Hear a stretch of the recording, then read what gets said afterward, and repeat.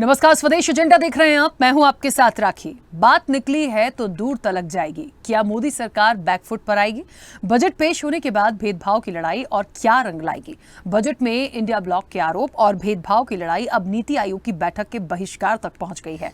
मोदी सरकार के तीसरे कार्यकाल के पहले बजट को लेकर विपक्ष लगातार सरकार पर हमलावर है। उधर संसद सत्र के चौथे दिन भी बजट के साथ ही अन्य मुद्दों पर आज भी संसद में हंगामा हुआ, तो वहीं सत्ता पक्ष और विपक्ष की बहस तू में तक पहुंच गई है। अब विपक्ष की पूरी कोशिश बजट को लेकर भेदभाव के आरोप लगाकर मोदी सरकार को घेरने की है, जिसे लेकर अब रणनीति नीति आयोग की बैठक के बहिष्कार की है। दरअसल 27 तारीख को पीएम मोदी की अध्यक्षता में नीति आयोग की बैठक है, जिसके बहिष्कार की घोषणा इंडिया ब्लॉक शासित राज्यों के मुख्यमंत्रियों द्वारा की गई है। लेकिन सवाल यही है कि क्या इससे मोदी सरकार को कोई फर्क पड़ेगा? इसको समझने से पहले हम ये समझ लें कि नीति आयोग है क्या। दरअसल 2015 में नीति आयोग की स्थापना की गई थी। योजना आयोग को भंग कर इसकी स्थापना की गई थी। योजना आयोग का काम केंद्र और राज्य की तमाम योजनाएं बनाने में वित्त मंत्रालय और सरकार का सहयोग कराना है, लेकिन मोदी सरकार ने इसे भंग कर दिया। अब नीति आयोग सरकार के विभिन्न कार्यक्रमों और नीतियों के बारे में इनपुट उपलब्ध कराता है। सरकार के बजट में या वित्तीय कामकाज से इसका कोई लेना देना नहीं है। ये कोई संवैधानिक संस्था नहीं है, केवल यह भारत सरकार और राज्यों को एक मंच उपलब्ध कराता है, जहां दोनों एक साथ बैठकर राष्ट्रहित में नीतियों को लेकर अपनी बात रखते हैं। अब बजट के ऐलान के बाद विपक्ष परेशान है और विरोध कर रहा है। तथाकथित भेदभावपूर्ण केंद्रीय बजट का विरोध करने के लिए विपक्ष द्वारा शासित राज्यों के मुख्यमंत्रियों ने नीति आयोग की बैठक का बहिष्कार करने का फैसला भी कर लिया। लेकिन इससे सरकार की सेहत पर क्या असर होगा? क्या ये मुख्यमंत्री वैधानिक रूप से इस बैठक का बहिष्कार कर सकते हैं? क्या नीति आयोग की बैठक में शामिल नहीं होने से मोदी सरकार बैकफुट पर आ जाएगी? इन्हीं तमाम सवालों के जवाब निश्चित तौर पर इस चर्चा में तलाशने की कोशिश करेंगे, लेकिन उससे पहले देखिए ये रिपोर्ट।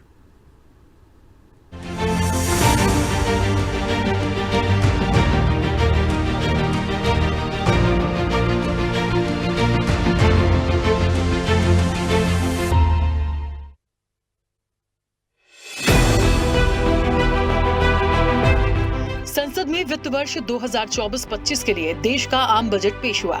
सदन में बजट पर सत्ता पक्ष और विपक्ष में चर्चा होनी थी, लेकिन सदन में बजट पर सार्थक चर्चा न होकर चर्चा पर टकराव देखा गया। बजट से असंतुष्ट विपक्ष के उच्च सदन से लेकर निम्न सदन तक वॉकआउट, नारेबाजी और हंगामा हुआ। आरोप लगाया कि मोदी सरकार जो बजट लेकर आई है, उसमें INDIA शासित राज्यों से भेदभाव किया गया है और सरकार को समर्थन दे रहे सिर्फ 2 राज्यों के लिए खजाना खोल दिया गया। लेकिन विपक्ष ने अब इससे एक कदम और आगे बढ़ाकर नीति आयोग की बैठक से इंडिया शासित मुख्यमंत्रियों ने बहिष्कार करने का फैसला लिया है। विपक्ष का आरोप है कि आम बजट में गैर NDA शासित राज्यों की अनदेखी की गई है। इस कारण वे इस बजट के विरोध में इस बैठक का बहिष्कार करेंगे। इसमें तमिलनाडु, कर्नाटक, तेलंगाना, हिमाचल प्रदेश, पंजाब सहित तमाम विपक्ष शासित राज्य शामिल हैं। नीति आयोग की जो बैठक है उसमें हमारे ज्यादातर मुख्यमंत्री वार्ता चल रही है, उसमें न शामिल हों जिस तरह से, क्योंकि ये पहली बार हो रहा है कि भारत के संघीय ढांचे के खिलाफ ये बजट आया। देखिए, जब विपक्षी राज्यों के लिए कोई नीति नहीं है, कोई योजना नहीं है, कोई बजट में प्रावधान नहीं है, तो इस नीति आयोग की बैठक का मतलब क्या है? इसलिए जो विपक्षी राज्य हैं उन्होंने तय किया है कि हम इसका बहिष्कार करेंगे। आपको बता दें कि इस महीने की 27 तारीख को प्रधानमंत्री नरेंद्र मोदी की अध्यक्षता में नीति आयोग की बैठक होगी। विपक्ष के मुख्यमंत्रियों ने इसके बहिष्कार की घोषणा की है। हालांकि पश्चिम बंगाल की मुख्यमंत्री ममता बनर्जी बैठक में शामिल होकर केंद्र सरकार के प्रति अपना विरोध दर्ज कराएंगी। लेकिन नीति आयोग की बैठक में विपक्ष के शामिल न होने पर केंद्रीय मंत्री भूपेंद्र यादव ने कहा कि ये दुर्भाग्यपूर्ण है। कांग्रेस और इंडिया ब्लॉक की अन्य पार्टियां निजी हित को प्राथमिकता दे रही हैं। बहिष्कार की ये राजनीति दुर्भाग्यपूर्ण है। तो वहीं केंद्रीय मंत्री पीयूष गोयल ने कहा कि विपक्ष ने एक बार फिर भारतीय लोकतांत्रिक व्यवस्था के बारे में अपनी घटिया सोच दिखाई है। विपक्ष ने अपने बहुत ही ओछी सोच का प्रदर्शन किया है। बहुत दुर्भाग्यपूर्ण है कि कुछ विपक्षी पार्टियां सोच रही हैं कि नीति आयोग की बैठक का बहिष्कार करें। फिर एक बार ये बता रहे हैं कि कैसे उनका व्यक्तिगत सोच, उनके व्यक्तिगत राजनीति देश की प्राथमिकताओं से ऊपर है। ये जो बहिष्कार की राजनीति है, ये बहिष्कार की राजनीति दुर्भाग्यपूर्ण है। जो बहिष्कार है इस विषय को दर्शाता है कि ये लोग पूरी तरीके से जनता के विषयों को दरकिनार कर रहे हैं और केवल अपनी राजनीति के पर्सनल जो इंटरेस्ट है उसको पब्लिसिटी इंटरेस्ट में डेवलप करना चाहते हैं। गैर एनडीए शासित राज्यों का आरोप है कि मोदी सरकार ने सत्ता में बने रहने के लिए इस बजट में केवल बिहार और आंध्र प्रदेश पर विशेष ध्यान दिया। अन्य राज्यों की मांगों पर सरकार ने कोई ध्यान नहीं दिया। खास बात यह है कि कर्नाटक की कांग्रेस सरकार पहले ही केंद्र सरकार के खिलाफ सुप्रीम कोर्ट का दरवाजा खटखटा चुकी है। लेकिन अब नीति आयोग की बैठक का बहिष्कार का फैसला मोदी सरकार पर क्या दबाव बना पाएगा और बजट की लड़ाई आगे कहां तक जाएगी, ये देखने वाली बात होगी। स्पेशल रिपोर्ट, स्वदेश न्यूज। तो जाहिर तौर पर देखिए बजट की लड़ाई और मुझे लगता है बहिष्कार तक आ गई है, इसलिए क्योंकि पूरा जो सिनेरियो शुरू हुआ वो बजट को लेके ही शुरू हुआ है। और सबसे महत्वपूर्ण ये भी यहाँ देखना होगा कि बजट को लेके अभी तक तो सिर्फ एक राग अलापा जा रहा था, बिहार और आंध्र को बहुत दे दिया, बाकियों को नहीं दिया। तो वो जो बाकियों को नहीं मिला और उसके पीछे की जो स्ट्रैटेजी आई, किसको क्या नहीं मिला, उनका जो विरोध आया, तो इसके बाद मुझे लगता है इस पूरे मुद्दे ने, इस पूरे मामले ने थोड़ा सा जोर पकड़ा है। अब देखिए खुलकर यदि किसी स्टेट के मुख्यमंत्री ये कह दें कि नीति आयोग की बैठक का बहिष्कार करना है, 27 जुलाई को ये बैठक होनी है और इसका नेतृत्व नीति आयोग के, क्योंकि अध्यक्ष पीएम नरेंद्र मोदी खुद हैं जो इसका आयोग का नेतृत्व करते हैं, वो बैठक होनी है। साफ तौर पर यदि आपको बता दें कि मुख्यमंत्री जो हैं अलग अलग स्टेट के, यदि वो इसका बहिष्कार कर दे, विपक्ष कहीं ना कहीं इसका बहिष्कार कर रहा है बैठक का, तो उसके क्या मायने हैं, कितना प्रभाव पड़ेगा ये लड़ाई और कितनी आगे जाएगी। और एक और चीज है, नियम के मुताबिक क्या बहिष्कार कर सकते हैं सीएम, ये भी अपने आप में एक सवाल है। तो इस चर्चा को आगे बढ़ाते हैं, हमारे साथ मेहमान जुड़े हैं। सबसे पहले आपका परिचय करा दें। भारतीय जनता पार्टी का पक्ष रखने के लिए अमित तिवारी हमारे साथ जुड़े हैं। अमित जी बहुत स्वागत चर्चा में जुड़ने के लिए। कांग्रेस का पक्ष रखेंगे स्वामीनाथ जायसवाल। स्वामीनाथ जी आपका भी बहुत स्वागत है। आम आदमी पार्टी का पक्ष रखेंगे हुदा जरीवाल। हुदा जी आपका भी बहुत स्वागत है। समाजवादी पार्टी का पक्ष रखेंगे निशांत ठाकुर। निशांत जी आपका भी बहुत स्वागत है। राजनीतिक विश्लेषक है डॉक्टर इंदुकांत दीक्षित। इंदुकांत दीक्षित जी आपका भी बहुत स्वागत है। और वरिष्ठ पत्रकार हैं सूर्यकांत चतुर्वेदी जी। सूर्यकांत चतुर्वेदी जी आपका भी बहुत स्वागत है। चर्चा की शुरुआत में सबसे पहले अमित जी, आवाज पहुंच रही है? जी राखी जी आ रही। अमित जी, नीति आयोग की बैठक होनी है, मतलब मैं तो अब ये आयोग पे बाद में जाऊंगी कि वो बहिष्कार कितना सही है, होना चाहिए नहीं होना चाहिए, विश्लेषक भी उस पर अपनी बात रखेंगे। लेकिन मैं तो अब पूछ रही हूँ कि क्या बजट लाए आप? मतलब जिस दिन से बजट आया तो बजट पे ही झगड़ा हो रहा है और वो झगड़ा खत्म होने का नाम ही नहीं ले रहा। देखिए उसको ऐसे समझना पड़ेगा कि अभी तक तो ये कहा जा रहा था विपक्ष की तरफ से बिहार और आंध्र प्रदेश को बहुत दे दिया, कुछ चीजें उसमें रह गई, लेकिन भारतीय जनता पार्टी कह रही थी कि हमने सबके लिए सबको दिया है।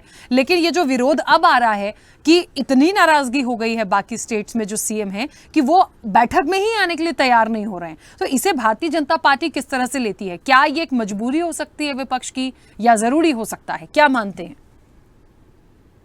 राखी जी सर्वप्रथम धन्यवाद मुझे बुलाने के लिए और समय देने के लिए।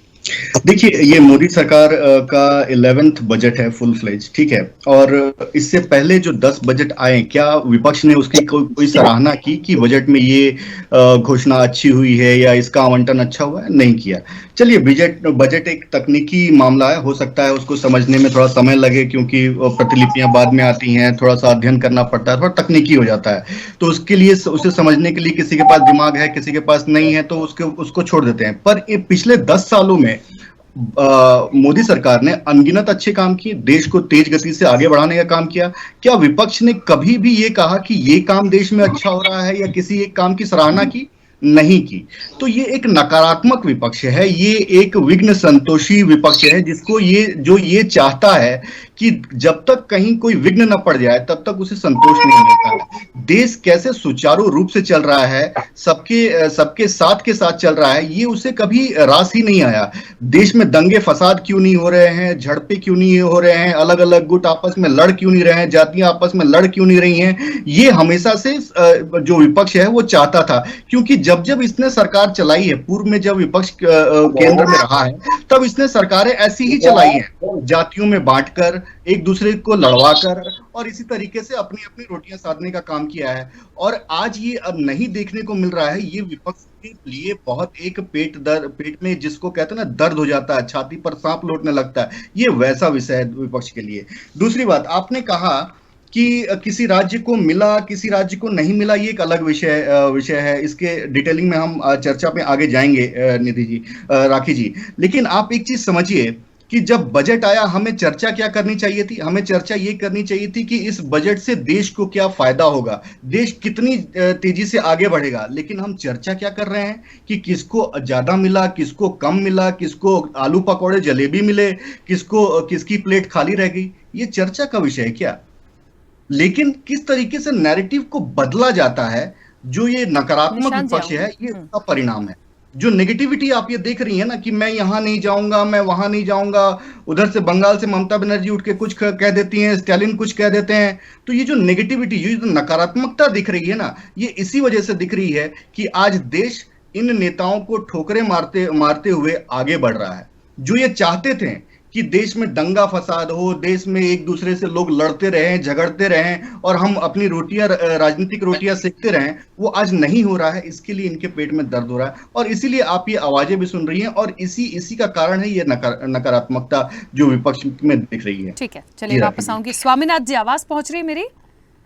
राखी जी पहुंच रहे। स्वामीनाथ जी, देखिए बहुत सारे आरोप लग रहे हैं, बार बार यही बात कह रही है भारतीय जनता पार्टी कि विपक्ष के पेट में दर्द हो गया है और छाती पर सांप भी लौट रहे हैं और इसीलिए आप लोग इतना इस पर सवाल उठा रहे हैं, इतना ज्यादा इस पर इस तरह से उसको कहते हैं ना कि इस तरह से उसका प्रचार प्रसार हो रहा है कि कहीं ना कहीं सवाल खड़े हो रहे हैं, बजट पर सवाल खड़े हो रहे हैं। लेकिन मुझे तो ये लगता है ये तमाम जो सीएम हैं, जो स्टेट से अब एक इंडिया ब्लॉक की तरफ से जो चीज़ें आ रही हैं कि हम नीति आयोग की बैठक का बहिष्कार करते हैं, बहुत सारे लोगों ने अपनी अलग अलग बातें रखी हैं। भाई देखिए, तेलंगाना की मैं बात करूं, वहाँ से भी चीज़ें आई हैं, सब जगह से अलग चीज़ें आई हैं कि भाई हमें जो कमिटमेंट था या हमें जो मिलना था वो नहीं मिला या उस तरह से नहीं मिला। तो जिसका जो दर्द है उन्हें तो बोलने का अधिकार है। तो इस आरोप से कैसे निकल पाएंगे? मतलब एक सीधा सा सवाल ये होता है कि क्या वाकई ये मजबूरी है या ज़रूरी है? देखिए राखी जी, जिस तरह से हमारे भाई बीजेपी के प्रवक्ता बात कर रहे थे, पेट में दर्द, तो इनको जो अभी आराप अलापते थे आतंकवाद और दंगा फसाद थे, तो जड़ें खोदना शुरू कर दिए थे। वो तो मानिए सुप्रीम कोर्ट ने ऐसा तमाचा खींच के मारा कि इन लोग का उल्लू सीधा कर दिया। जिस तरह से ये लोग अब नेम प्लेट लगवाने का जो सौहार्द था, एकता और अखंडता भाईचारे का, उसको बिगाड़ने का कोशिश किए उत्तर प्रदेश उत्तराखंड में कि हर सब्जी वाला और ठेले खुमचे वाले, जो प्रेम का सौहार्द का बात होता था, जहाँ गंगा जमुना मुद्दे पे बात कीजिए स्वामीनाथन जी। अगर आप कुछ पढ़ के नहीं आए तो वो अलग बात है, लेकिन मुद्दे पे बात कीजिए। अरे मैं मुद्दे पर बात कर रहा हूँ, थोड़ा शांत रहिए। बोलने का बहुत बकर बकर बोल रहे तो सुन रहा था मैं, तो मैं थोड़ा सुनने का धैर्य रखिए। तो ये लोग बजट की बात कर रहे हैं, खुदा पहाड़ निकली चुहिया गरीब आदमी के लिए, किसान के एमएसपी पर, चाहे बढ़ती हुई महंगाई। एक तो सरकार ने शिक्षा पर जिस तरह से ये बोल दिया कि हम शिक्षा पर 10 लाख के जगह पर 20 लाख लोन दे देंगे, शिक्षा फ्री नहीं करेंगे, बल्कि 28% टैक्स जीएसटी शिक्षा के सामग्रियों पर, चाहे किताब हो, कलम हो, पेन हो, पेंसिल हो। ये देश में खाने पीने का चीज और किताब कॉपी तक पर जीएसटी लगाया जाता है। ये दुर्भाग्य हमारे देश का। और ये लोग बोलते हैं कि अच्छे, ये बहुत मेघा हमारा शॉर्ट फिल्म तैयार हुआ, 1 घंटा 20 मिनट हमारी जो काजू खाने वाली वित्त मंत्री, जो प्याज और टमाटर की भाव नहीं जानती हैं, और इस तरह का देश को लॉलीपॉप देने का जो काम किया गया, कुर्सी बचाओ लॉलीपॉप कुर्सी बचाओ, जिस तरह से आंध्रा बिहार को ठीक है दिए, लेकिन और प्रदेश जीएसटी आप लेते हो, जीएसटी का पैसा वापस नहीं करते हो, सौतेला व्यवहार करते हो। अब जहां दूसरे सरकार होते हैं उनके बाढ़ राहत के लिए और प्रदेशों को, उत्तर प्रदेश तक को आप बाढ़ राहत के लिए नहीं दिए। उत्तर प्रदेश इस बार आपको कम सीट दिया, तो वहाँ आपका कर्नाटका, तेलंगाना। स्वामीनाथ जी, ये बैठक का बहिष्कार क्यों कर रहे हैं? बैठक का बहिष्कार क्यों कर रहे हैं? देखिए, इनका तालमेल है, देश के लोकतांत्रिक व्यवस्था को ये लोग खराब किए हैं भाजपा के लोग।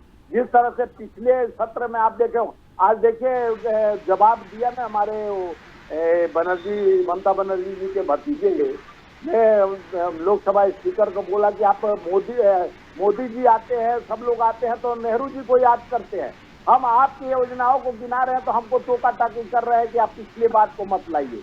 तो आप पे कहे तो सीता कसी हो जाता है, आपको दर्द होने लगता है, आपका हार्ट में पेन होने लगता है जब आपको आईना दिखाना शुरू कर देता है विपक्ष। तो आप जिस तरह से और प्रदेशों में देश के 140 करोड़ जनता का विश्वास है। तीसरी बार आप सत्ता में बैसाखी के रूप में आए हो, अपने बैसाखी को बचाने के लिए आप ऐसा काम करोगे कि और प्रदेशों को भूल जाओगे।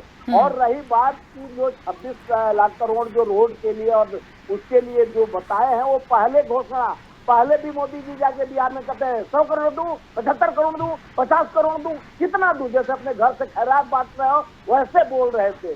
तो टाइट फिक्स हो गया। ये मोदी जी 2 करोड़ नौकरी का झांसा देकर आए सरकार में, सत्ता में, आज तक युवाओं को नौकरी, आज रेलवे का दुर्घटना निरंतर राखी जी हो रहा है, 35 लाख वैकेंसियां खाली है, लाइनमैन और कोको पायलट, आप रोज एक्सीडेंट हो रहा है, उस पर हरी झंडी दिखाने प्रधानमंत्री जी पहुंच जाते हैं, भर्तियां नहीं करते हैं, लोगों का यानी खतरा आतंकवाद मुक्त हो गया। देख रहे हैं 9 जून के बाद तो रोज जम्मू में गोलियां चला रहे हैं आतंकवादी, रोज हमारे जवान शहादत दे रहे हैं। ठीक है स्वामीनाथ जी, वापस आऊंगी। हुदा जी, आवाज पहुंच रही मेरी? जी, मुझे आवाज आ रही है। हाँ खुदा जी, मुझे तो लगता है अब तो भगवंत मान ने भी कह दिया हम भी नहीं जाएंगे, और लगातार सभी लोग इसका विरोध कर रहे हैं। ममता बनर्जी बस ऐसी हैं अभी, मुझे लग रहा है इंडिया ब्लॉक से, जिन्होंने अभी ऐसा कहा है कि वो जाएंगी, क्योंकि उन्हें केंद्र सरकार से बहुत सारे डिस्कशंस हैं, बातें हैं, बजट से रिलेटेड चीज़ें हैं, अभी तक तो जा रही हैं। अब पता नहीं कुछ देर बाद हो सकता है कल तक कुछ नया और चीज़ आ जाए जो मेरे अपडेट में है कि शायद वो भी कैंसिल हो, लेकिन ठीक है, अभी तक तो उनको लगता है कि एक वो अलग फैक्टर रखा, वो थोड़ी सी अलग उनका एक काम करने का तरीका भी है, लेकिन बाकी लोग जो हैं वो जाने के लिए एग्री नहीं हो रहे हैं। तो मुझे बताइए, यदि नीति आयोग की बैठक का बहिष्कार करने से क्या इसका कोई हल निकल पाएगा, जिन तमाम चीज़ों को लेके बहिष्कार कर रहे हैं? देखिए, ये जो बजट आया है ये बहुत ही डिस्क्रिमिनेटरी बजट है। इसमें सिर्फ 2 राज्यों को छोड़ के, जो एनडीए के अलायंस पार्टनर्स हैं, उनको छोड़ के किसी भी स्टेट को उनके हक का जो एलोकेशन है वो नहीं हुआ है। ये जो बजट है वो एक बहुत ही एक तरह से खतरनाक बजट है, क्योंकि आप बाकी स्टेट्स को एक तरह से कमज़ोर फील करा रहे हैं, आप उनकी मजबूरी का फ़ायदा उठा रहे हैं, क्योंकि उनके हाथ में नहीं है कि उनके स्टेट के बजट का जितना पैसा होता है वो उनके हक का पैसा उनको मिल जाए। और ये तमाम जो चीज़ें हैं वो संविधान के भी खिलाफ जाती हैं। जो संविधान में प्रिंसिपल्स ऑफ फेडरलिज्म की बात होती है, जिसमें सेंटर को जो स्टेट्स है उनको रिस्पेक्टिव एक पैरामीटर के तहत उनको फंड्स एलोकेट करने होते हैं, वो नहीं हुआ इस बजट में। तो कहीं ना कहीं ये वाला जो बजट है इसमें बहुत सारी ऐसी प्रॉब्लम्स हैं जिसको जाहिर सी बात है मीडिया भी एड्रेस कर रही है, ऑपोजिशन एड्रेस करना है। इसके अलावा जो आप देख रही है पार्लियामेंट में इसको लेके जो बाकायदा से प्रोटेस्ट हो रहा है, वो प्रोटेस्ट बहुत ज़रूरी है, क्योंकि ये वाला जो बजट है इसमें जो स्टैंडर्ड डिडक्शन है उसकी बात हुई है, रिवाइज टैक्स रेट्स जो है उसकी बात हुई है, जो सैलरीड इंडिविजुअल्स हैं उनके लिए। तो ये जो नया टैक्स रेजीम है जो नौकरी करने वाले लोगों के लिए हैं, उनके लिए जो नए टैक्स रेट्स हैं वो बहुत ही भारी पड़ेंगे। उसके अलावा जो कस्टम्स ड्यूटी में जो गोल्ड, सिल्वर, मोबाइल फोन, जो दूसरी तरह के गुड्स होते हैं, उसमें कस्टम्स ड्यूटी का जो मेंशन हुआ है वो अभी लोगों के लिए जो बाहर से ट्रैवल करते हैं उनके लिए एक बड़ा समस्या बन सकती है।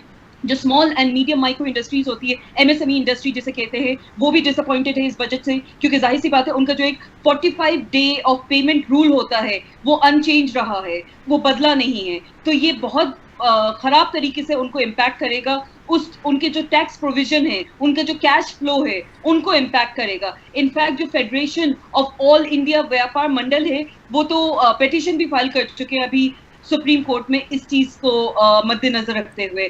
बहुत सारी ऐसी चीजें हैं जो मध्यम वर्ग है, जो बेचारा मतलब सैलरी पे चलता है, जिनके लिए जाहिर सी बात है कि एक ये बजट उनके लिए, उनको एड्रेस करने के लिए कहीं उनके लिए कोई नाम ही नहीं लिया गया है। फार्मर्स की, किसानों की अगर हम बात करें, कहीं उनका एमएसपी का उसमें जिक्र नहीं हुआ है। तमाम के तमाम फार्मर्स जाहिर सी बात है कब से वेट कर रहे हैं। पूरा एक प्रोटेस्ट होके भी खत्म हो गया, दूसरा प्रोटेस्ट हो गया, लेकिन कहीं भी इन किसानों की कोई सुनवाई नहीं है, कोई उनको पूछ नहीं रहा है। तो सेंटर को जाहिर सी बात है क्लियर है कि उनको फायदा सिर्फ और सिर्फ अपने चंद जो पूज्यपति हैं उनको ही देना होता है, चाहे वो अंबानी अडानी टाइप के लोगों की बात कर लें। हम पिछले 10 साल के जो उनके शासन में है वो देखते आ रहे हैं कि किस तरह से इनका जो बजट होता है हर साल सिर्फ और सिर्फ जो कैपिटलिज्म है उसको मजीद और बढ़ाता है, लेकिन कैपिटलिज्म उस तरीके से बढ़ाता है कि उसमें जितने सिर्फ ये जो बिग बिजनेसमैन हैं उनके जो लोन्स हैं वो राइट ऑफ कर दिए जाते हैं, वहीं दूसरी ओर बेचारा किसान कहीं दफा सुसाइड कर लेता है लोन रीपेमेंट नहीं करने के तहत। तो जो एजुकेशन लोन्स है वो बढ़ते जा रहे हैं, कितने ज्यादा बढ़ते जा रहे हैं। स्टूडेंट्स के लिए कहीं राहत नहीं है, कॉलेज गोइंग बच्चों के लिए जो बाहर एजुकेशन अवेल करना चाहते हैं, हिंदुस्तान के बाहर जाके भी पढ़ना चाहते हैं, उनके लिए इस तरह की लोन्स की कोई बात नहीं है। ये कहीं सारी ऐसी बजट में फ्लॉज है, फॉल्ट्स है जो यहाँ पे जिक्र किया जा सकता है। ठीक है। सेंटर को पिछले 10 साल से, ये जो बजट सेशन होता है पिछले 10 साल से हम देख रहे हैं कि कहीं इस तरह की जो आर्थिक मंदी हो गई है, जो इतनी ज्यादा अनएम्प्लॉयमेंट रेट्स इतने हाई हैं, इतना सारा कुछ जो इन्फ्लेशन रेट है, according to BJP inflation rate चल ही नहीं रहा है हिंदुस्तान में। तो ये मतलब कौन सी दुनिया में जी रहे हैं हमें नहीं पता, और कब जनता के लिए फाइनली सोचेंगे ये भी नहीं पता। लेकिन ये बात बिल्कुल स्पष्ट है, ये बात बिल्कुल तय है कि जो भारतीय जनता पार्टी के जितनी ऑपोजिशन में इस दफा स्ट्रांग होके ऑपोजिशन लीडर्स खड़े हैं, तो ये बहुत आराम से अब उस तरीके का शासन अपना नहीं कर सकते जिसमें गरीब इग्नोर हो जाए, जिसमें किसान इग्नोर हो जाए, जिसमें आप माइनॉरिटीज को लड़ा दे, जिसमें आप जो पिछड़ी जाती हैं उनको इग्नोर कर दे। तो जाहिर सी बात है कि ये बजट बहुत प्रॉब्लमैटिक है, और अगर इसको तमाम जो नेता हैं उन्होंने इसका एक तरह से बॉयकॉट किया है, नीति आयोग की जो मीटिंग होती है जिसमें चीफ मिनिस्टर्स, एलजीज वगैरह तमाम लोग मौजूद होते हैं, तो ये अभी तो सिर्फ कुछ चंद हम ऑपोजिशन लीडर्स की जिक्र सुनते आ रहे हैं। मुझे पूरा यकीन है कि ममता बनर्जी भी बहुत जल्द उसी लिस्ट में, उसी फहरिस्त में उनका नाम भी होगा, क्योंकि अगेन वेस्ट बंगाल एक पढ़ा लिखा स्टेट है, और जाहिर सी बात है उनके साथ भी बजट एलोकेशन कोई सही तरीके से नहीं किया गया है। तमाम ऑपोजिशन लीडर्स एक एक करके नीति आयोग को, इस मीटिंग को बॉयकॉट करने में लग जाएंगे, जो मेरा अपना पर्सनल अंदाजा है। ठीक है। निशान जी कुछ कहना भी चाह रहे थे, पहले आप अपनी बात रख लीजिए फिर मैं सवाल लेती हूँ। कहने के लिए तो बहुत सारी बातें हैं, लेकिन अगर बात बजट से करेंगे, देश की आज की स्थिति पर उजागर करेंगे, कई मेरे भाजपा के बड़े वरिष्ठ साथी हैं जिन्होंने बहुत सारी खासियत भारतीय जनता पार्टी की गिनवाई है, लेकिन अगर जिसका अध्यक्ष स्वयं बन के बैठे हो माननीय प्रधानमंत्री जी, अध्यक्ष एक व्यक्ति को सुन के बार बार बताया जा रहा हो, ये भी एक अलग बात हो जाती है कि नीति आयोग का अध्यक्ष होना। लेकिन आपने देखा होगा कि जिस राज्य ने इतनी सारी इनको क्रू नीतियों पर प्रहार लगाया है समाजवादी पार्टी के माध्यम से, कई बार आपके चैनल पे मैंने कहा, और मैं इतना ज्यादा पढ़ा लिखा नहीं ये सब चीजें अंदर तक जानता हूँ, लेकिन इतना जानता हूँ जिन एजुकेशन डिपार्टमेंट की आप बात कीजिए उसमें आज तक कुछ नहीं मिला है। ये सरकार सिर्फ पेपर लीक करा सकती है, इससे ज्यादा कुछ नहीं करा सकती है। ध्यान भटकाने का जो इनका काम है, इन्होंने देखा कि अयोध्या जैसे शहर को हार के उत्तर प्रदेश में जो 2 सिंगों वाली सरकार आज के टाइम में आपने देखा लड़ रही होगी, माननीय मुख्यमंत्री साहब को बार बार चक्कर कटवाया जा रहा है, प्रदेश के अध्यक्ष को चक्कर कटवाया जा रहा है, अन्य बड़े नेताओं को चक्कर कटवाया जा रहा है।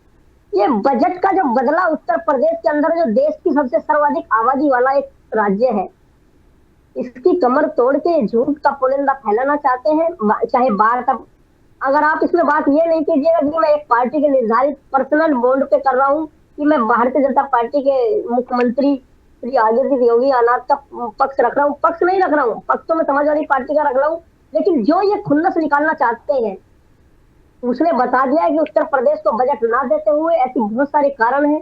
लेकिन किसानों को कुछ नहीं मिला, आप देख लीजिए, छात्रों को कुछ नहीं मिला है, आप देख लीजिए। जो इतनी भी योजना बजट के माध्यम से देखिए, या ये जितनी योजना बनाते हैं उसके माध्यम से देखिए। मैं आज तक बजट पे भी बात करूंगा और आपके पॉइंट्स पर भी, लेकिन मैंने ये जाना है समाजवादी पार्टी की नीतियों के आधार पर कि भारतीय जनता पार्टी जनहित में नहीं है, ये सरकार गिरने वाली है। और आप जिस नीति आयोग की मीटिंग का बहिष्कार कर रहे हैं, अगर आप टेक्निकली तौर पे देखेंगे तो ये तो एक स्वाभाविक की हक बनता है। अगर विपक्ष में जनता ने चुन के लाया गया है तो विपक्ष का तो स्वाभाविक की जनता के माध्यम से हक बनता है कि अगर वो चाहे तो इसका बहिष्कार कर सकते हैं। जब जनता इसको पसंद नहीं कर रही है तो इनके प्रतिनिधि जाकर के क्या करेंगे।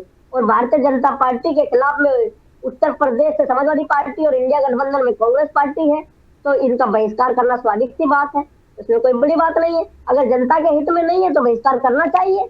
अगर मुझे कोई बात अपने परिवार के सदस्य की पसंद नहीं आएगी तो मैं उस बात को मना करूंगा। लेकिन आप बजट देख लीजिए, किसानों के हक का कोई हो, टेम्परेरी आप देख लीजिए, वाहनों का महंगा होना हो, ये सब कागजों पे सस्ते होते हैं, आप लेने जाइए। मीडिया के टेक्निकली आप उपकरण देख लीजिए, सब चीजें महंगी होती जा रही है। बच्चों की पढ़ाई महंगी होती जा रही, किसानों का आटा महंगी हो रहा है। जितने भी बजट आज तक भारतीय जनता पार्टी के नेतृत्व में पास हुए, सब कागजों में पास हुए हैं, कोई भी आज तक लागू नहीं होता है। किसी का आप किसानों के ऊपर की जीएसटी देख लीजिए, आटे पर जीएसटी देख लीजिए, बच्चों के बिस्किट पर जीएसटी देख लीजिए, मीडिया के कैमरों पर जीएसटी देख लीजिए, कहाँ से लाएंगे पैसा? महंगाई की वो बेकदर बढ़ती जा रही है कि भारतीय जनता पार्टी की सरकार, आप देख लीजिए, मैं कहूंगा, मैं चुनाव की बात नहीं उठाना चाहता हूँ, लेकिन मजबूरन है, जिस कदर रोक लगाई है भारतीय जनता पार्टी पे, वो मनमानी नहीं चलेगी। और सच में अगर ये जायज बात है कि बाइकआउट होना चाहिए, तो समाजवादी पार्टी नहीं, पूरे इंडिया गठबंधन के मुख्यमंत्रियों को बाइकआउट करना चाहिए। और बात अगर आपको किसी एक निजी मुख्यमंत्री ममता बनर्जी की कर रही है, तो उनको भी बाइकआउट करना चाहिए, क्योंकि वो जनता के हित में चुन के उनको संघर्ष का रास्ता दिया गया है, विपक्ष में बैठाया गया, गठबंधन के एक साथी है, तो उनको भारतीय जनता पार्टी की नीतियों वाली मीटिंग में जाना नहीं चाहिए और जनता के हित में कार्य करना चाहिए। ठीक है, इंदुकांत जी आवाज पहुंच रही है? जी आ रही है। इंदुकांत जी, देखिए, ये पक्ष विपक्ष और बजट का जो झगड़ा है, ये जिस दिन से बजट आया वो तमाम चीजें चल रही हैं। मुख्य रूप से आज जिस चीज को जोड़ा है, नीति आयोग की बैठक, उसका विपक्ष जो है बहिष्कार करता है। क्या नीति आयोग की बैठक में जाने के लिए यदि किसी भी स्टेट के सीएम मना करते हैं, क्या ये ठीक है, कर सकते हैं? पहला एक तो सवाल बहुत इंपॉर्टेंट है ये। दूसरी चीज़ ये कि यदि वो मीटिंग में जाए या ना जाए, क्या उससे कोई बहुत फ़र्क पड़ेगा? और जिस बजट की लड़ाई को लेके तमाम डिसीजंस लिए जा रहे हैं, क्या उस पर कोई फ़र्क पड़ेगा? जी राखी जी नमस्कार। हमारे जितने को पैनलिस्ट हैं उनको भी मेरा नमस्कार। चूंकि आपने स्पेसिफिक सवाल किया है तो मैं उसी पे सीमित रखूंगा अपने को।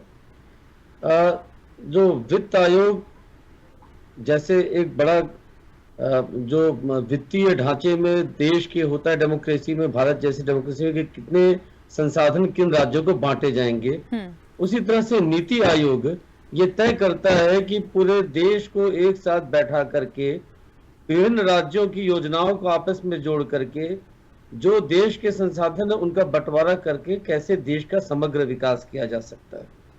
इसमें ये एक ऐसा डेमोक्रेसी का स्ट्रक्चर है, फाइनेंशियल स्ट्रक्चर, जिसमें सभी राज्यों का महत्वपूर्ण योगदान है और उनके बिना नीति आयोग की बैठक का कोई बहुत अर्थ नहीं होता है, पहली बात।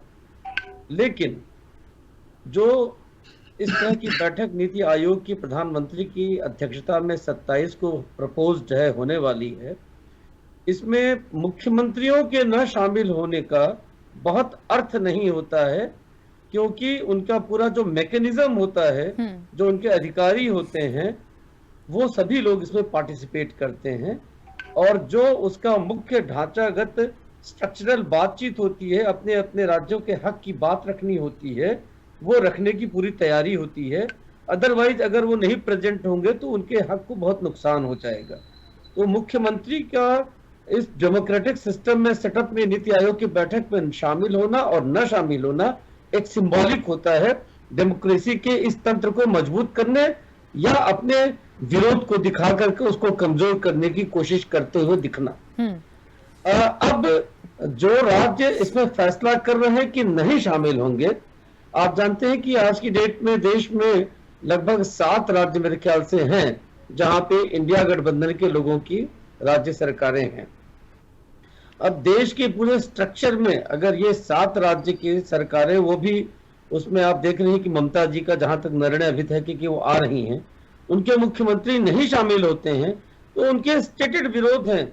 आपने देखा होगा कि जब यूपीए 1 और 2 सत्ता में थे, तो स्वयं मोदी जी जब आते थे नीति आयोग की बैठक में शामिल होने, तो बाहर उनकी बातों को बहुत महत्व मीडिया देता था और वो अपनी बातें, अपना डिसेंट नोट, चाहे वो अंदर बोलने का समय उनको कम मिले लेकिन बाहर आकर देते थे, उसका एक बहुत महत्व होता था, उनको लाभ भी होता था।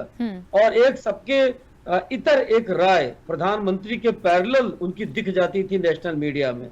तो जो मुख्यमंत्री नहीं आ रहे हैं वो मीडिया स्पेस, पब्लिक के सामने अपना मैसेज देने में स्वयं चूकेंगे, ऐसा मेरा मानना है। जहां तक बजट की बात है, मेरे ख्याल से इस पर भी आपने सवाल किया था कि जो उसको लेकर जो चर्चा चल रही है और एलोकेशन लेना है, इस पे मैं अपनी बात रखूं। हाँ बिल्कुल, बोलिए जी। राखी जी, देखिए, बजट में जिस तरह से 2 राज्यों का नाम इस बार बिहार और आंध्रा का लिया गया है स्पेशली, ये पॉलिटिक्स का हिस्सा है, ये कोई भी कह सकता है, इसमें कोई दो राय नहीं है। लेकिन देश में आजादी के बाद से इस तरह की पॉलिटिक्स क्या किसी भी पार्टी ने नहीं की है, ये भी एक बड़ा सवाल है। हाँ, इन दो राज्यों का नाम लेने से क्या पूरा बजट उन्हीं के लिए हो गया है, ये भी एक बड़ा सवाल है। जैसे मैं एक उदाहरण आपको दूं, लगभग 48 लाख करोड़ के इस वर्ष के, आगामी वर्ष के बजट में एक इवैल्यूएशन किया है तमाम फाइनेंशियल संगठनों ने। लगभग 2,32,000 करोड़ सिर्फ उत्तर प्रदेश के लिए है, जो सबसे अधिक एलोकेशन है डिफरेंट योजनाओं के तहत। हाँ, जो दो स्पेशल एलोकेशंस बताए गए हैं, स्पेशली बिहार में चूंकि 2025 में चुनाव है और वादा था केंद्र सरकार का कि जो भी संभव होगा हम बिहार को मदद करेंगे, और दूसरा आंध्र प्रदेश के लिए उनकी राजधानी अलग होने के बाद राज्य के रूप में बनाने के लिए आज तक प्रॉपर एलोकेशन केंद्र की सरकारों ने नहीं किया। ये उनके साथ जाहिर तौर पे एक बड़ा अन्याय था। तो उनका नाम लेकर उनको एलोकेट करना, नाम लेना एक पॉलिटिक्स हो सकता है, बट इन दोनों राज्यों को जो एलोकेशंस जिस संदर्भ में किए गए हैं वो पॉलिटिक्स नहीं है, वो डेवलपमेंट को बढ़ावा देने वाली बात है। और एक बात और कह दूं कि जब 2014 में केंद्र में सरकार का गठन मोदी जी ने किया था तो उन्होंने दो बातें कही थी, एक इंटरनेशनल फ्रंट पर और एक नेशनल फ्रंट पर। राखी जी, आपको याद होगा कि इंटरनेशनल फ्रंट पर उन्होंने कहा था कि हमारी लुक ईस्ट पॉलिसी होगी और नेबरहुड फर्स्ट पॉलिसी होगी, वो उस पर उन्होंने फोकस किया भी है। इसी तरह देश के स्तर पे उन्होंने कहा था कि हमारा बायां हिस्सा अर्थात जो पूर्वी भारत है वो कमजोर है विकास के मामले में, उस पर हम फोकस करेंगे। तो ये इस बार के बजट में भी वो शो करते हैं। और इंफ्रास्ट्रक्चर पे कुल मिलाकर देश के लगभग 11.5 लाख का बजट 2 लाख करोड़ लगभग बढ़ाया गया है पिछली बार के बजट से। तो वो पूरे देश के इंफ्रास्ट्रक्चर के डेवलपमेंट पे भी कोई रोक कर रहे हैं, ढील दे रहे हैं, ऐसी बात नहीं। इसका लाभ पूरे देश के सभी राज्यों को होगा। ठीक है, सूर्यकांत चतुर्वेदी जी, इस बजट को लेके जो ये एक लड़ाई छिड़ी है, क्या आप उसको मानते हैं कि आने वाले समय में या इतना ऑब्जेक्शन जो आ रहा है उसके बाद कुछ इसमें हो सकता है? हालांकि जो चीज़ें होनी थी वो हो चुकी हैं, नहीं हो सकती, लेकिन क्या आप अभी भी एक कहते हैं ना कि क्योंकि जब ऑब्जेक्शन आता है, मजबूत विपक्ष भी है, वो अपनी बातों को रख रहा है, उनकी अपनी बातें आ रही हैं, नीति आयोग की बैठक का बहिष्कार भी कर रहे हैं, तो ये जब चीज़ें लगातार इस बजट के बाद से आ रही है तो क्या आप इसमें कोई बदलाव या कोई परिवर्तन देख सकते हैं? इसका कितना आगामी प्रभाव आप देखते हैं? देखिए राखी जी, निश्चित रूप से आप मानकर चलिए कि इस प्रावधानों के अंतर्गत कोई सा भी बदलाव नहीं होगा, चाहे विपक्ष कुछ भी कर ले। क्योंकि आपने देखा होगा पिछले 10 साल में की सरकार में जिस तरह से प्रधानमंत्री नरेंद्र मोदी ने एक मैसेज देने का काम किया है, मुझे लगता है कि उसको देखते हुए मुझे नहीं लगता कि बजट में कोई नए प्रावधान जोड़ेंगे या बदलाव होगा। जहाँ तक विपक्ष की बात है, निश्चित रूप से विपक्ष का दायित्व भी है और विपक्ष का काम भी है कि सरकार को किसी न किसी तरह से कटघरे में खड़ा किया जाए। विपक्ष वो काम कर रहा है, लेकिन कई बार ऐसी परिस्थितियां बनती हैं कि जब स्वस्थ राजनीति का प्रदर्शन करना होता है, उससे सारे राजनीतिक दलों का सम्मान बढ़ता है, जनता के बीच में एक अच्छा मैसेज जाता है। और मुझे लगता है कि इस चीज़ को कहीं ना कहीं सारे राजनीतिक दलों को सोचना चाहिए, चाहे सत्ता पक्ष हो चाहे विपक्ष हो। एक चीज़ तो ये हो गई। दूसरा मेरा कहना है कि अगर उत्तर प्रदेश, मध्य प्रदेश, गुजरात, हरियाणा, इन प्रदेशों को लेकर जिस तरह से विपक्ष आक्रामक रुख अपना रहा है कि इनके साथ भेदभाव किया गया है, तो आप मानकर चलिए इनके हिस्से की जो राशि है वो तो इन्हें मिलना ही है और उसके लिए बजट में प्रावधान किया गया है। उत्तर प्रदेश इस समय देश का वो प्रदेश है जहाँ पर बजट का सबसे बड़ा भाग उत्तर प्रदेश के हिस्से में गया है, तो उन्हें उनका हिस्सा तो मिलना है। लेकिन जो 2 राज्यों की बात को लेकर विपक्ष हंगामा कर रहा है, वहाँ की परिस्थितियाँ क्या है, राजनीतिक निर्णय है। निश्चित रूप से बजट में वो राजनीतिक निर्णय है और इस चीज़ को लेकर मैं मानने को तैयार भी हूँ। लेकिन वास्तविकता यह है कि वहाँ पर इन चीज़ों की भी ज़रूरत थी। जैसा दीक्षित जी ने कहा है, आप देखिए वहाँ पर हर साल बाढ़ की जो भीषिका आती है उससे कितना बड़ा नुकसान होता है, आबादी को भी नुकसान होता है, संपत्ति को भी नुकसान होता है और तमाम तरह के अन्य तरह के जो नुकसान होते हैं वो तो होते ही हैं। अगर उस पर कोई सरकार कदम उठा रही है, अच्छा कदम है, तो उसकी सराहना की जानी चाहिए। मुझे लगता है कि इस बात को इतना हाय तौबा नहीं मचनी चाहिए। जहाँ तक बात है, जो भी मध्य प्रदेश जो भी केंद्र में सरकारें रही हैं उन्होंने अपने हिसाब से बजट का बंटवारा किया है। यूपीए वन का अगर उदाहरण ले लें तो बुंदेलखंड पैकेज यूपीए वन में दिया गया था। उसमें मध्य प्रदेश और उत्तर प्रदेश के एक हिस्से को शामिल किया गया था जो बुंदेलखंड के अंतर्गत जिले आते हैं, तो उनने भी किया है। भारतीय जनता पार्टी भी वो कर रही है, इसमें कोई अलग बात तो है नहीं। लेकिन जहाँ तक मुझे लगता है कि आप 27 तारीख की बैठक की बात कर रहे हैं नीति आयोग की बैठक में ना जाके कहीं ना कहीं एक अच्छा संदेश जरूर नहीं जाएगा जनता के बीच में। विपक्ष एक अच्छा संदेश जो मैसेज देने का संभावना थी उससे कहीं ना कहीं उसे नुकसान होगा। मुझे लगता है कि उसमें जाना चाहिए था और जाकर अपनी बात रखनी चाहिए थी और ज़ोरदार तरीके से रखनी चाहिए थी, क्योंकि नीति आयोग का जो सिस्टम है, नीति आयोग का जो काम है, कम से कम वहाँ आप अपना पक्ष रखते, वो चीज़ जनता के बीच जाती, उसे मीडिया भी उठाता और आप सरकार पर दबाव बनाने का एक अच्छा मौका मुझे लगता है कि विपक्ष खोने जा रहा है इस मामले में। बाकी जो चीज़ दीक्षित जी ने कहा है मैं उनकी बात से पूरी तरह सहमत हूँ। जो प्रशासनिक व्यवस्था होती है, अफसर जाएंगे, अफसर अपनी योजनाएँ बताएंगे, अफसर उनसे बातचीत करेंगे, अफसरों के सारी चीज़ शेयर करेंगे, वो सारी चीज़ होना है।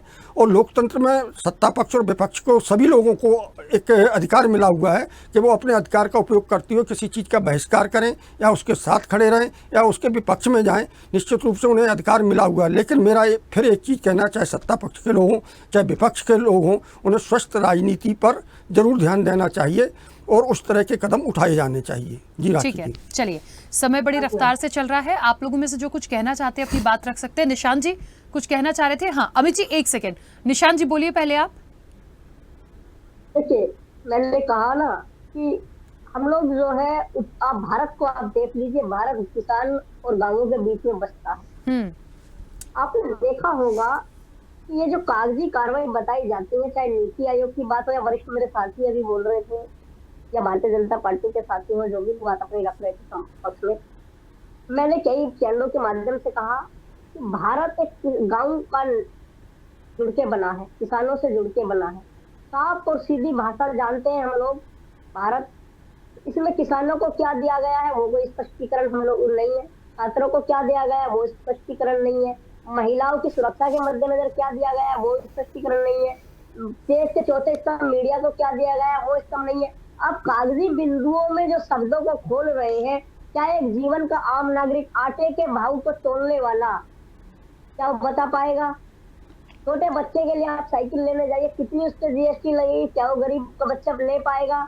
लेकिन इन लोगों को क्या है कि बड़ों के जो घर भरने हैं, ठीक है, उन घरों को भरने के बाद अपने कागजी कार्रवाई पूरी करने की बात होती है। लेकिन भारतीय जनता पार्टी की सरकार से और इस बजट से, बात में विपक्ष की नहीं, मैं तो भारत की जनसंख्या की बात करूंगा, भारत की गरीब तबका की बात करूंगा, किसान की बात करूंगा, अपने साथियों की बात करूंगा, मीडिया की बात करूंगा। कोई भी लोग संतुष्ट नहीं है कागजी कार्रवाई में। मीडिया के जो वरिष्ठ साथी है जो भारतीय जनता पार्टी से जुड़े हैं, फिर मैं कहूंगा तो हो सकता है आप नाराज हो जाए राखी में, क्योंकि एक संस्था होती है जो सेंट्रल गवर्नमेंट के अधीन चलते हैं। इन लोगों की मजबूरी है, हम लोगों की मजबूरी नहीं है। हम लोगों को कुछ चाहिए नहीं सारे सेंट्रल गवर्नमेंट से, हम नौकरी करने वाले, मजदूरी करने वाले लोग हैं, लेकिन इन लोगों की जो बड़ी बड़ी संस्थाओं को चला रहे हैं, मीडिया के बड़े चैनल चला रहे हैं या किसी अपने व्यवसाय को चला रहे हैं, उनकी मजबूरी है भारतीय जनता पार्टी का पक्ष रखना। लेकिन साफ और किसान और आम नागरिक की बात है, आटा महंगा है, रोटी महंगी है, कपड़ा महंगा है, शिक्षा महंगा है, इन चीजों की जरूरत थी, ये सब महंगी है। इससे ज्यादा क्या इन्होंने दे दिया ये इनको पता होगा, या जिन लोगों को दिया है अपने साथियों को वो लोग जानते हैं। लेकिन आम नागरिक, किसान, गरीब तबका और बच्चे और स्टूडेंट और छात्र सब परेशान है, किसी को कुछ नहीं दिया गया है। लेकिन हम लोग इस बात से संतुष्ट हैं, लेकिन हम लोग इस बात से जरूर संतुष्ट होते हैं कि भारतीय जनता पार्टी के बढ़ते हुए नीतियों की तरफ से रोक लगाइए और आने वाली सरकार में सरकार हटने वाली सरकार। चलिए, मुझे तो ऐसा लगता है एक छोटी सी बात आपने, हालांकि मैंने इंटरप्ट नहीं किया निशांत जी, मीडिया चैनल्स को लेके कुछ कह रहे थे आप, तो मुझे तो लग रहा है मैं तो यहाँ सबकी बात रख रही हूँ, पता नहीं कौन से मीडिया चैनल्स के लिए, इधर तो नहीं कहा ना आपने। देखिए राखी मैम, मैंने आपसे एक बार आप और मुझसे मेरी बातें नाराज हो गई थी, मैंने विशेषकर एक शब्द न्यूज या राखी जी का नाम नहीं लिया है। हाँ, बहुत सारी संस्थाएं हैं। फिर तो सर मुझे किसी को भी आप बोलिए, मेरे मंच पे तो मैं नहीं सुनूंगी, क्योंकि यहाँ मैं सबकी बात रखती हूँ। मेरी चर्चा में आप लोग इतने लंबे समय से जुड़ रहे हैं, मैंने कभी एक पक्ष की बात नहीं करी। बड़े बड़े लोग जुड़े होते हैं। ठीक है, चलिए। हाँ अमित जी कुछ कहना चाह रहे हैं, बोलिए। जी राखी जी, देखिए विपक्ष की बातों में ही कॉन्ट्राडिक्शन है। पहली बात तो राहुल गांधी क्या कहते हैं अपने शुरुआती वक्तव्य में, ये कहते हैं कि ये हमारा बजट है, हमारे न्याय पत्र से चुराया हुआ बजट है। दूसरी बात क्या कहते हैं कि अंबानी अदानी का बजट है। तीसरी बात वो क्या करते हैं, ये कॉपी पेस्ट बजट है, तो कितना कॉन्ट्रडिक्शन है अभी इनकी बातों में। दूसरी बात, अभी समाजवादी पार्टी के प्रवक्ता बोल रहे थे 6 लाख की BMW वाली साइकिल पर चलाने वाले लोग आज बात कर रहे हैं कि साइकिल पर GST लग रहा है।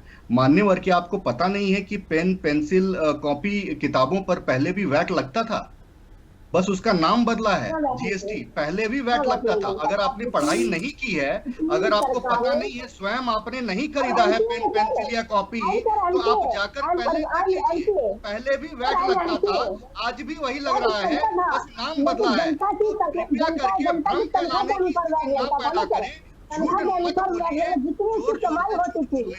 मुझे किसी चीज पे आपत्ति नहीं है, लेकिन मुझे साइकिल वाले BMW पे थोड़ी आपत्ति है सर। वो तो बहुत सारे ऐसे लोग हैं जो साइकिल से BMW पे हैं और बहुत सारे स्कूटर वाले भी पहुंच गए। मतलब मुझे बता दीजिए कि कौन सा ऐसा व्यक्ति है जो BMW से साइकिल पे वापस आया होगा। सब बड़े ही हैं, किसी भी राजनीतिक दल के हों। आप चुपचाप, आप भी सुनिए बात को, आप भी सुनिए, अच्छी नहीं है।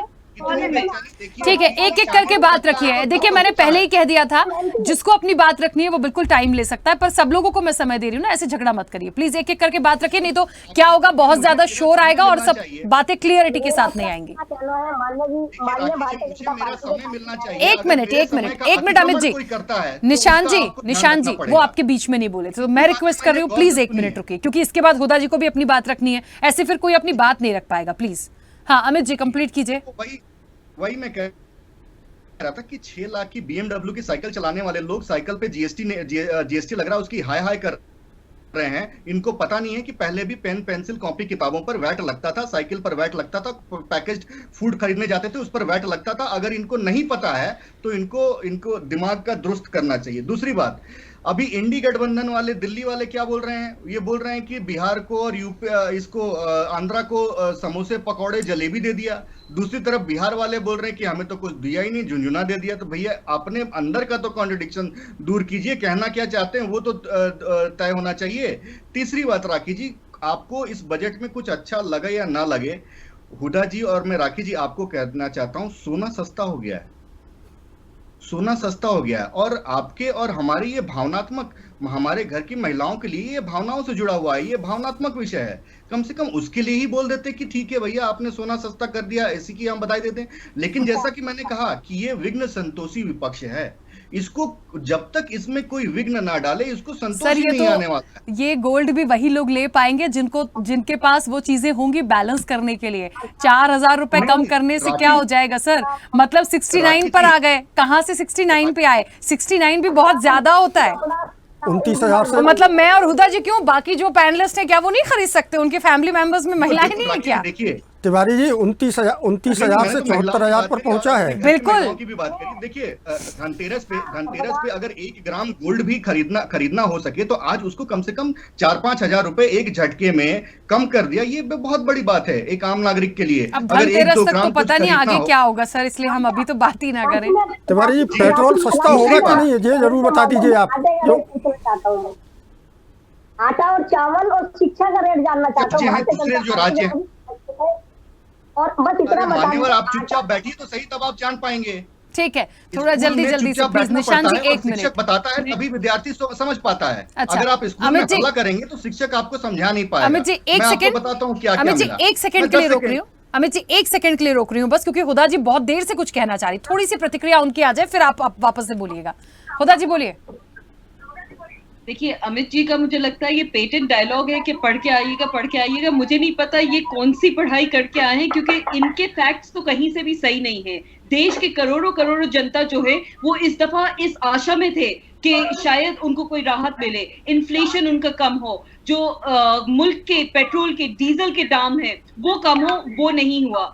बहुत डिसअपॉइंटमेंट है इन्फ्लेशन को लेके, बेरोजगारी को लेके। 2 करोड़ जॉब क्रिएट करना तो बहुत दूर की बात है, 2 लाख जॉब भी क्रिएट नहीं कर पाई है भारतीय जनता पार्टी। उसके अलावा आप फार्मिंग सेक्टर में जितना किसान जितना परेशान है इस बजट को लेके, उनको हाँ स्वामीनाथ जी आप भी बोलिएगा। और क्रैश मार्केट आपने सर ऐसे हैंड रेज नहीं किया ना, इसलिए मुझे पता नहीं चला आप बोलना चाह रहे हैं कि नहीं। कब से कर रहा हूँ। अच्छा सर, मैंने देखा नहीं। ठीक है, चलिए इसके बाद मैं आ रही हूँ। मार्केट इतना डिसअपॉइंटमेंट है, कौन सी पढ़ाई करके आए हैं ये? अग्निवीर बताता हूँ हुदा जी, आप एक मिनट साउंड तो दीजिए, थोड़ा चुप तो रहिए, फिर मैं बताता हूँ। एक मिनट अमित जी, मुझे बोलने दीजिएगा। अमित जी please देखिए बीच में राखी जी, इन्होंने कहा अमित कौन सी जी, पढ़ाई मैंने करके आते हैं। आपको अगर ये पढ़कर आती तो इनको पता होता। चलिए पढ़ाई कि पे उत्तर झगड़ा ना प्रदेश करें, को कौन 2 पढ़ के आया नहीं आया, हम तो बजट पे बात कर रहे हैं, हम एक दूसरे की शिक्षा डिस्कशन थोड़ी कर रहे हैं कौन कितना पढ़ के आया। अभी निशान जी कह रहे थे IIM-MCA, मैं तो मतलब अब थोड़ी देर बाद हम डिग्रियों पे आ जाएंगे, कौन कितना पढ़ा आप मुझसे पूछ लेंगे। राखी जी आप भी बता दीजिए। 70 करोड़ अडानी के लोन SBI ने माफ कर दिया है, लेकिन दूसरी ओर किसान जो लोन नहीं पे करने की वजह से मर जाता है, उनके राइट लिए ऑफ क्या होता किया है, आपने? माफ करने में और राइट ऑफ करने में कहाँ फर्क होता है। किसानों की मैं पढ़ाई की बात कर रहा हूँ, इसी चीज की बात कर रहा हूँ। एक मिनट अमित जी, एक सेकंड रुकिए। में और राइट ऑफ करने में फर्क होता है। उदा जी पढ़कर आइए कीजिए, यही मैं बोल रहा हूँ आपको। लाने की बात हो रही थी, उसका जो सेपरेट बजट था, जो हमारे देश के जवान हैं, जो हमारे देश पे बॉर्डर्स पे जाके लड़ते हैं, अपनी जान तक दे देते हैं, उनके लिए आपने जो राखी जी इसी यही कह रहा था मैं कि मेरे समय का अतिक्रमण कर लेते हैं लोग। और फिर मैं बोलने का एक मिनट अमित जी, एक सेकंड उसके लिए नहीं हुआ। ठीक है हुदा जी, किसके लिए किया आप बताइए? बजट किसके लिए बेहतर ठीक है हुदा जी, एक मिनट, सब लोग थोड़ा थोड़ा बोल लें, नहीं तो एक ही व्यक्ति बोलता रहेगा ना तो समय हो जाएगा। प्लीज एक मिनट अमित जी, एक रिक्वेस्ट और है, स्वामीनाथ जी भी कुछ कह रहे हैं, प्लीज मैं इसके बाद आपको समय दे रही हूँ। स्वामीनाथ जी बोलिए, बस जल्दी से कंप्लीट करिएगा। देखिए राखी जी, यह देश का विडंबना है, दुर्भाग्य है। सरकार तो शुरू से ही धोखा और जुमलों का बादशाहियत पाके आई है। ये जो जिस तरह से बजट हुआ, इसमें जो गरीब आदमी है उनको और गरीब करने के लिए व्यवस्था बनाया गया। ये टैक्स में हम लोग सोच रहे थे कि टैक्स फ्री करेंगे, ज्यादा 2.5 लाख से तक तो पहुंचे, और जो हम मकान लिए थे वो पहले तो अब 10 लाख से 15 लाख का हुआ, तो हम उसमें सब्सिडी दे दिए, तो उसमें तो हम टैक्स इतना ही पटाएंगे। तो एक चीज और जो हमारे नेता राहुल गांधी जी ने कहा, न्याय पत्र में 5 गारंटी और 25 वादे जो लेके आए थे, तो उसमें से जो थोड़ा सा ये चुराने का कोशिश किए, लेकिन इम्प्लीमेंट करने के लिए ताकत चाहिए, सीने में 56 इंच का जो हौसला चाहिए, जो नकली हौसला नहीं, असली जो आम आवाम गरीब के लिए इसमें सोचना। बताइए 140 करोड़ जनता में ये लोग कहते हैं 105 करोड़ गरीबी रेखा के नीचे हैं, 80 करोड़ को राशन देते हैं, 25 करोड़ गरीबी रेखा से बाहर की ये लोग बोलते हैं।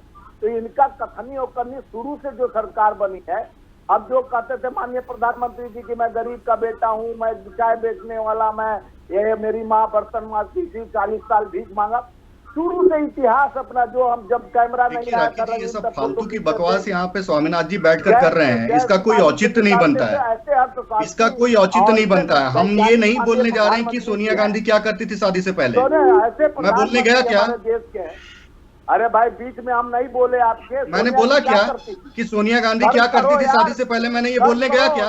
प्लीज देखिए, मुझे ऐसा लग रहा है चर्चा को किसी ऐसी दिशा में मत डाइवर्ट करिए जहां पे मुझे प्लीज ऑब्जेक्शन लेना हो। व्यक्तिगत रूप से किसी के लिए भी मत बोलिए, अच्छा नहीं लगता प्लीज। आज भ्रष्टाचार मुक्त की बात करते थे, हेमंत बिस्वा शर्मा पर 20 लाख करोड़ का भ्रष्टाचार था, उसको अपने गले का ठीक है स्वामीनाथ जी, तो जिस तरह से ये बजट आया, इस बजट में निराशजनक नहीं है तो क्या है? ठीक है चलिए, में आप नौकरी के नाम पर झांसा देने का, प्राइवेट कंपनी को एम्पावरमेंट कर रहे हो कि उनको टैक्स कम कर रहे हो, हमारे पैसे टैक्स ले लेकर 18 लाख करोड़ दे देते हो अपने पूंजीपति साथियों को। देश का दुर्भाग्य है कि आप लोग जैसे अभी बैसाखी को बचाने का कोशिश किया गया है, मान रहे हैं, और नीति आयोग का बहिष्कार क्यों ना करे? जीएसटी का पैसा कर्नाटका का और तेलंगाना का हर सरकार अपना मांग रहा है और सौतेला व्यवहार कर रहे हैं। आपसे जब चर्चा करते हैं, नेहरू जी और इंदिरा जी कहाँ पहुंच जाते हो? आप पर सवाल खड़ा किया जाता है तो इधर उधर की बात। ठीक है स्वामीनाथ जी, चलिए अमित जी को बोलने दीजिएगा। हाँ अमित जी प्लीज। जी राखी जी, मैं जल्दी 30 सेकंड में अपनी बात को कंप्लीट करता हूं। देखिए, जब मैंने बोला कि पढ़ लिख कर आना चाहिए, तो मैं इसीलिए बोलता हूं क्योंकि राइट ऑफ में और लोन माफी में फर्क होता है। दूसरी बात, जनता ने जेल का जवाब वोट से दे दिया है, तो आम आदमी पार्टी को अब तक समझ जाना चाहिए कि उसका स्थिति क्या है राजनीति में। तीसरी बात, अगर आप पढ़कर आती तो आपको पता होता कि यूपी के लिए 2,23,000 करोड़ दिया गया है। अगर आप पढ़कर प्लीज देखिए, प्रॉपर समय दे रही हूँ, उसके बाद भी इंटरप्ट मत करिए। अच्छा नहीं लग रहा है ना, बार बार इंटरप्ट करना अच्छा नहीं लगता। 78,000 करोड़ महाराष्ट्र के लिए, 56,000 करोड़ उड़ीसा के लिए, 50,873 करोड़ तमिलनाडु के लिए, 50,000 करोड़ बाकी राज्यों के लिए। और जिस तरीके से आप देखिए ये जॉब्स का बजट है। राखी जी खुदा जी प्लीज हक की बात करते हैं, आप लोगों को सिर्फ राखी जी मात्र 10 सेकेंड। खुदा जी प्लीज, मैं रिक्वेस्ट कर रही हूँ, वो आपके बीच में नहीं बोले। प्लीज मैम 1 मिनट रुकिए। राखी जी मैं आपको 10 सेकंड मुझे आप दीजिए, मैं आपको बताता हूं कि ये जॉब्स का बजट कैसे है। आप देखिए 5 साल में 4 करोड़ युवाओं को नौकरी मिलेगी। हर साल 1 करोड़ युवाओं को इंटर्नशिप स्किल अप किया जाएगा। हर साल 1 करोड़ युवाओं को टॉप 500 कंपनीज में उनको इंटर्नशिप दिया जाएगा और पहली जो उनकी तनख्वाह होगी वो सरकार देगी। ये जॉब्स का बजट है। यही तो ये बोलना नहीं चाहते, ये नहीं बोलने देना चाहते। दूसरी बात आप देखिए कैसे महिलाओं के लिए बजट है। ये बजट वुमेन लेड बजट है। इसमें 3 लाख करोड़ का प्रावधान महिलाओं के लिए किया गया है। तो ये वुमेन लेड बजट है। किस तरीके से ये किसानों के लिए बजट है जिसमें से 1,62,000 करोड़ किसानों के लिए आवंटन किया गया है। ये रेलवे का बजट है, इसमें 2,65,000 करोड़ रेलवे को दिया गया है। ये डिफेंस का बजट है, इसमें 6,21,000 करोड़ डिफेंस को एलोकेट किया गया है। ठीक है, चलिए इंदुकान जी, मोदी की गारंटी कहीं नहीं दिखती। अब चलिए देखिए, आप सब लोगों ने राजनीतिक रूप से अपनी बात रख ली ना। अब रुकिए इंदुकान जी, बहुत संक्षेप में अपनी बात रखिएगा। मतलब मुझे एक चीज बहुत अच्छी लगी आज चर्चा में, जो सबसे ज्यादा मतलब जो सस्ता बताने वाला चीज है ना, गोल्ड, वो आ गए और धीरे से अमित जी ने पास कर दिया मुझे और हुदा जी पे कि मतलब शायद 4,000 की कोई बात आएगी तो एकदम पोलाइट वे में चले जाएंगे। तो देखिए उससे कोई बहुत फर्क नहीं पड़ रहा। मुझे तो लग रहा था भारतीय जनता पार्टी कुछ गिफ्ट कर रही होती सर, तो एक बार सोच भी लेते। आपने तो ऐसे कह दिया जैसे बिल्कुल 20-25 हजार रुपए कम हो गया। मतलब 28 का आंकड़ा 75 और उसमें 69 हो गया, तब कह रहे हैं बहुत कम हो गया। राखी जी पहुंच गया था। वैसे भी मैं इसको महिला स्पेसिफिक नहीं मानता हूं, जैसा नीतीश जी का बयान आया। आपने बिल्कुल सही ऑब्जेक्शन लिया अमित जी का कि सोना अगर सस्ता हुआ तो देश में सोने का उपयोग केवल महिलाएं अब नहीं करती हैं, पुरुष भी इक्वली करते हैं और बड़े बड़े ब्रेसलेट्स पहनते हैं। तो अगर फायदा हुआ तो सभी का हुआ, एक वर्ग का नहीं। दूसरा मैं केवल एक ये मिस्टर ठाकुर के लिए और हुदा जी के लिए कहना चाहूंगा, स्पेशली ठाकुर जी कह रहे थे कि ये चुनाव बजट जो है इसमें जरा देख ले मुद्रास्फीति पे कुछ नहीं हुआ। ठाकुर जी आपको याद है कि यूपीए 1-2 में मुद्रास्फीति क्या हुआ करती थी? क्या आपको याद है कि समाजवादी पार्टी के शासन में उत्तर प्रदेश में थी? और हुदा जी के लिए तो मैं केवल एक चीज बता दूं, अगर उनको न पता हो, पंजाब में इस समय पिछले 6 महीने से लगभग महंगाई दर 6% के आसपास है। तो जो लोग महंगाई दरों को अपने राज्यों में पूरी तरह नहीं कंट्रोल कर पा रहे हैं, वो केवल केंद्र के बजट में नुक्स निकालें, ये उचित नहीं है। और दूसरा एक आखिरी बात, राजनीतिक विश्लेषक है, उनके बीच में मत बोलिए मैम प्लीज। एक आखिरी बात, देखिए बजट पे चर्चा सदन में होनी चाहिए और बजट पे चर्चा न कर कमेंट किए जाएं। और आप एक उदाहरण देख लीजिए कि सुप्रीम कोर्ट में नीट के मामले में कल कह दिया सुप्रीम कोर्ट ने कि कोई सिस्टमिक करप्शन नहीं है। और आज विपक्ष के बड़े नेता अगर ये कहते हैं कि देश के छात्र हार गए, आप ये सोचिए सिस्टम के प्रति आप क्या भाव युवा पीढ़ी में पैदा करना चाहते हैं। ठीक है इंदुकान जी, रोकूंगी, समय की सीमा है। सूर्यकांत जी बहुत जल्दी से अपनी बात रखिएगा।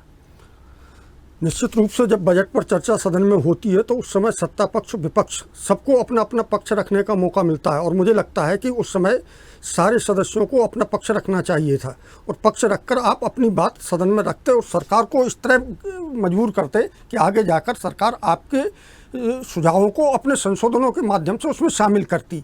लेकिन ऐसा कुछ दिख नहीं रहा और लोकतंत्र की परंपरा में सबसे पहला दायित्व बनता है विपक्ष का कि वो सदन के अंदर उस पर विस्तृत चर्चा करे और अपनी बात को उतनी ही मजबूती से रखे कि सत्ता पक्ष को उसकी बात मानने पर मजबूर होना पड़े। ठीक है, चलिए देखिए, ये तो बात हो रही थी कि बजट की लड़ाई बहिष्कार पर आई।